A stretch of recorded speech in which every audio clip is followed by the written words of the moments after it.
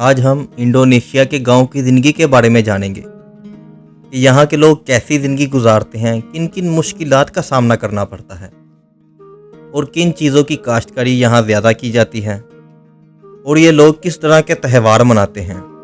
और इसके दूसरे हिस्से में कुछ ज़्यादा ही अजीबोगरीब मखलूक़ात के बारे में जानेंगे। तो देर किस बात की, चले वीडियो का आगाज़ करते हैं।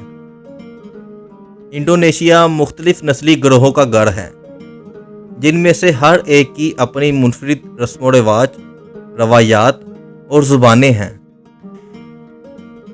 मुख्तलिफ जज़ायर की कौम, क्योंकि इंडोनेशिया में 17,000 से ज़्यादा जज़ायर पाए जाते हैं, जो कि इंडोनेशिया को दुनिया का सबसे बड़ा जज़ीरा नुमा मुल्क बनाता है।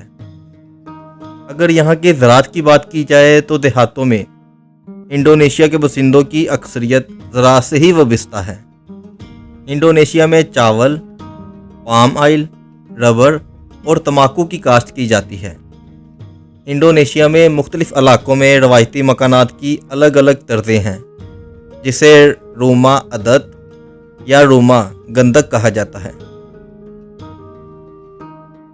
इंडोनेशिया में मुख्तलिफ मज़ाहिब हैं, लेकिन यहाँ इस्लाम गालिब है और इसके अलावा हिंदू, ईसाई और बुद्ध मत की कम्युनिटीज़ भी शामिल हैं। इंडोनेशिया में गांव की ज़िंदगी अक्सर कम्युनिटी के मजबूत रिश्तों पर ही जोर देती है, जिसमें फ़िरका वाराना तकरीबात एक अहम किरदार अदा करते हैं। बाटक की आर्ट। बाटक एक रवायती इंडोनेशियन फ़न की शक्ल है, जिसमें कपड़े पर मोम से होने वाली रंगाई शामिल है और इसे कपड़ों की सजावट में बड़े पैमाने पर इस्तेमाल किया जाता है। धान के खेत। बहुत से गांव धान के सरसब्ज खेतों से घिरे हुए हैं, जहां चावल की काश्तकारी की जाती है। माहीगीरी की कम्युनिटीज़। साहली इलाकों के करीब रहने वाले अक्सर माहीगीरी के रवायती तरीक़ों को ही इस्तेमाल करते हुए बुनियादी ज़राई मुआश के तौर पर माहीगीरी पर ही ज़्यादा इन्हिसार करते हैं। अगर इंडोनेशिया के गांव के खानों की बात करें तो गांव वाले अक्सर रवायती इंडोनेशियन पकवान जिसे नाशी, गोरेंग, सिट्टे और रेडरिंग से लुत्फ़ अंदोज़ होते हैं। इंडोनेशिया की रवायती मौसीकी।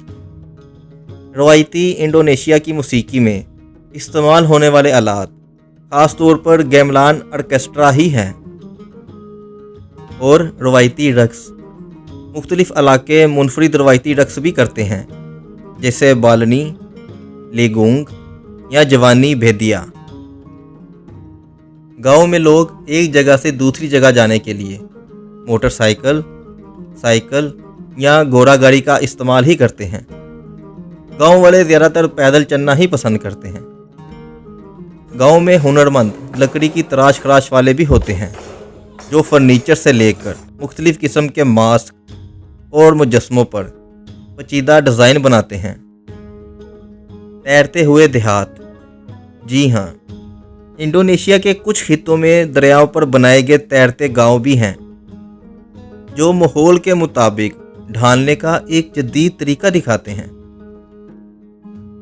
मुर्गियों की फाइटिंग, जो कि सुनने में बहुत ही हैरानी की बात है, लेकिन बहुत से देहातों में इंक्लूडिंग पाकिस्तान और इंडिया में भी मुर्गियों की फाइटिंग करवाई जाती है, जो कुछ देहातों में एक सकाफती सरगर्मी है। रवायाती अद्वियात। गांव की कम्युनिटी सेहत की देखभाल के लिए रवायती जड़ी बूटियों के इलाज पर ही इन्हिसार करती हैं, जहां मुकामी तौर पर उगाई हुई जड़ी बूटियों के जरिए ही इलाज किया जाता है। पिंक सलाद। ये एक रवायती मार्शल आर्ट फार्म है, जिसे पिंका सलाद कहा जाता है, जो बहुत से देहातों में राइज है। और इसके अलावा तैरती हुई मंडियाँ। कुछ गांव में तैरते बाजार होते हैं, जहां सामान से लदी कश्तियाँ तजारत के लिए जमा होती हैं। गांव वाले अक्सर रवायती तरीका इस्तेमाल करते हुए, जिसे हैंडलाइन फिशिंग और फिश ट्रैप्स कहा जाता है, इसी से गांव वाले माहीगीरी या नकलो हमल के लिए रवायती किश्तियाँ इस्तेमाल करते हुए मछलियों को पकड़ते हैं और करीब की मार्केटों में सेल करते हैं। इंडोनेशिया के गांवों के घरों के अंदर मुजस्मे होते हैं जो कि कुछ पुरानी दास्तानी कहानियों से लेकर इनकी मजहबी सकाफत का भी एक अहम हिस्सा है। पतंग के मेले। पतंगबाजी एक मकबूल रवायती सरगर्मी है और पतंग के मेले मुख्तलिफ देहातों के शिरका को अपनी तरफ मतवज्जो करते हैं।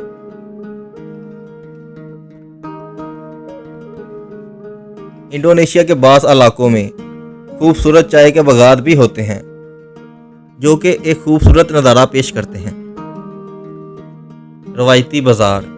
देहातों में छोटे छोटे हफ्तावार बाज़ार लगते हैं जहां मुकामी लोग सामान जैसे फल, सब्जियां से लेकर टेक्सटाइल और ज़रूरियाती ज़िंदगी की तजारत के लिए जमा होते हैं।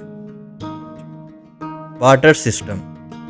बाज़ दही इलाकों में सामान के तबादले के लिए अब भी बार्टर सिस्टम राइज है।